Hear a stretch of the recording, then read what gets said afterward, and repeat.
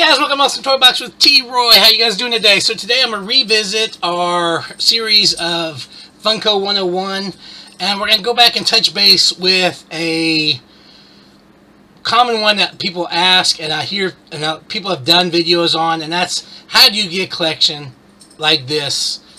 What's a good way to do it? What's a better way? I can tell you, number one, the easiest way is to be born into a rich family, because that's the best way. I mean, come on, let's be honest with you. Be a superstar, or what have you. You know, have some kind of way of making millions. But most of you guys are probably like me, and they don't have that. So we're going to kind of revisit some of the stuff I've said before and kind of get in more detail on it. So I hope you guys will stay around for that. Before I go any further, I hope you guys, we're getting close to 200. We're really close, actually. So make sure you comment, like, and subscribe. Remember, every comment gets you put into the drawing. We got that 5 mystery boxes that are going to go out on 200 subscribers. And then we got that bingo flock chase for the 250. So anyways, so I got 7 things for you to try and make a collection on the cheap, okay? So number one, this is the easiest one, save. Okay? Sorry, my dog's sitting there barking in the background. I couldn't really concentrate. So anyways, so that's it. Easy, save. Save, buy only the pops you really want. That's the easy one, okay? Number 2, if you know, and we all know those pops that you know are going to be worth money in the future, buy 2. If you can afford it, buy 2. One for your collection, one to be set back or used for trade bait or to be sold.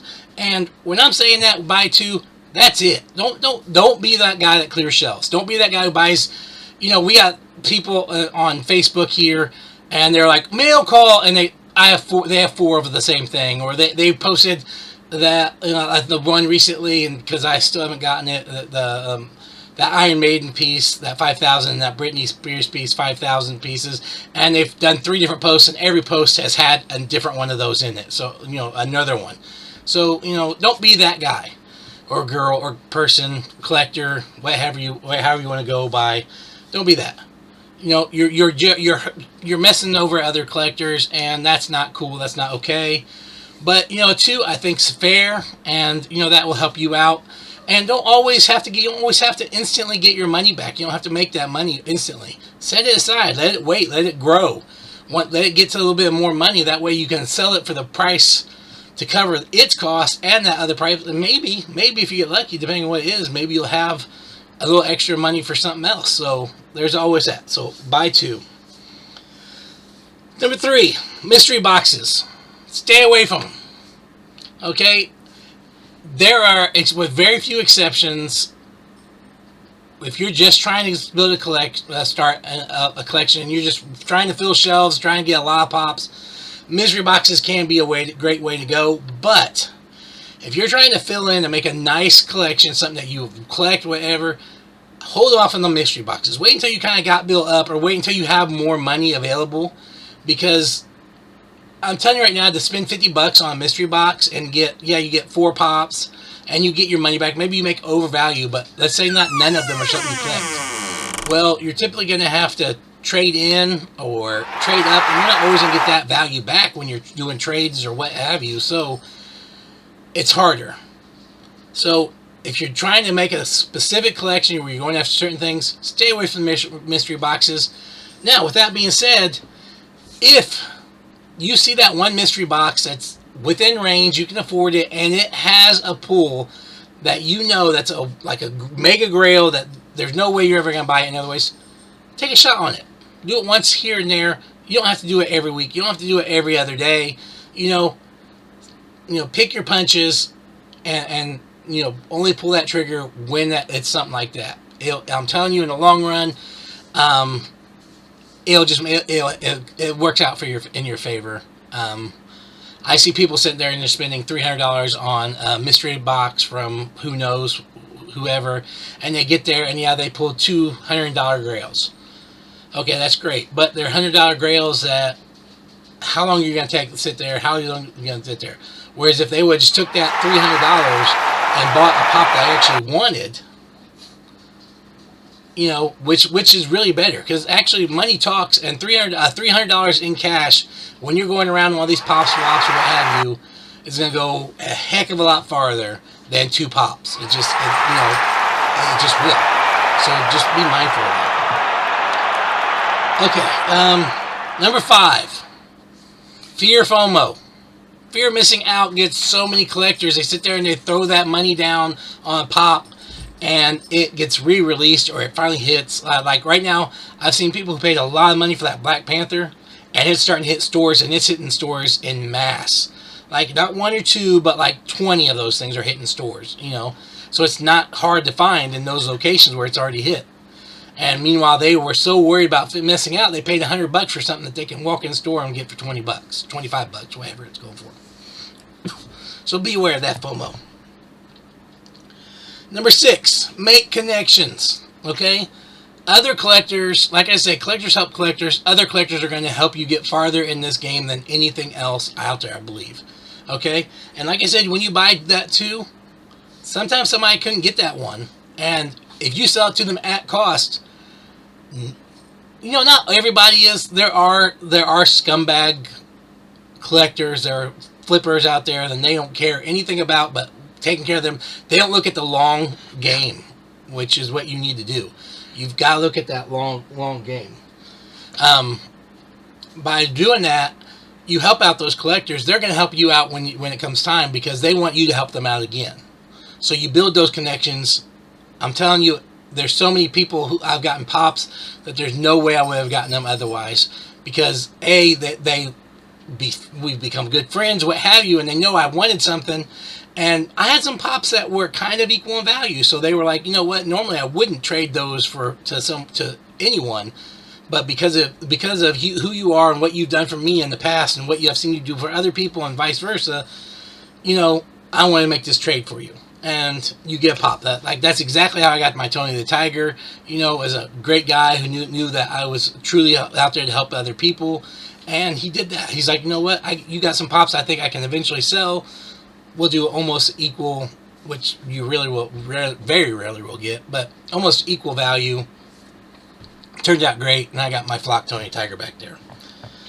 Okay. Number 6, plasma. And if those of you who have struggled, you know what I'm talking about right now, you can go out there right now and sell your plasma and make anywhere, depending on where it's at, $100, $150 a week for 2 to 3 hours of your time. You're not going to find a better deal. You got money that wasn't in your budget before.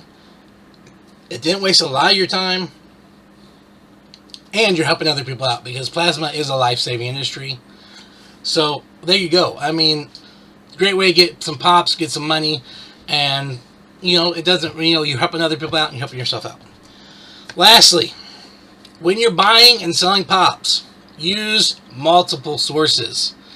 Okay, I see so many YouTubers and they use the Funko app, and I want to shoot myself when I see it, because they should know better.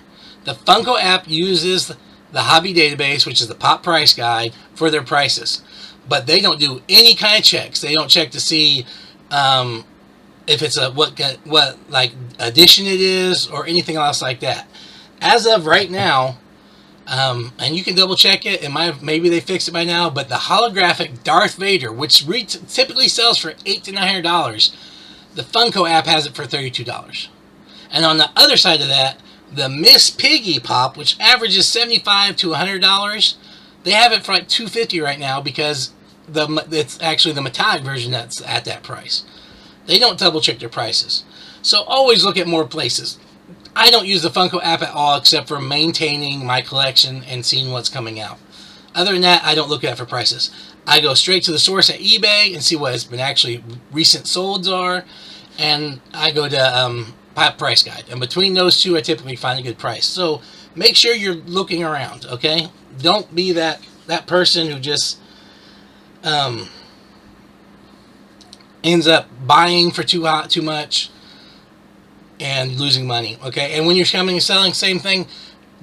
When you're buying or selling, think fair prices, okay? Don't be that guy that lowballs all the time, because that's going to come back and bite you in the butt. Like I said, you get known as that low baller and people stop working with you.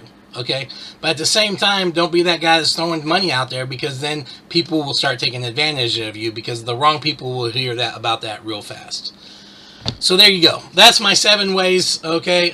Hopefully you guys made it through this and it wasn't too boring.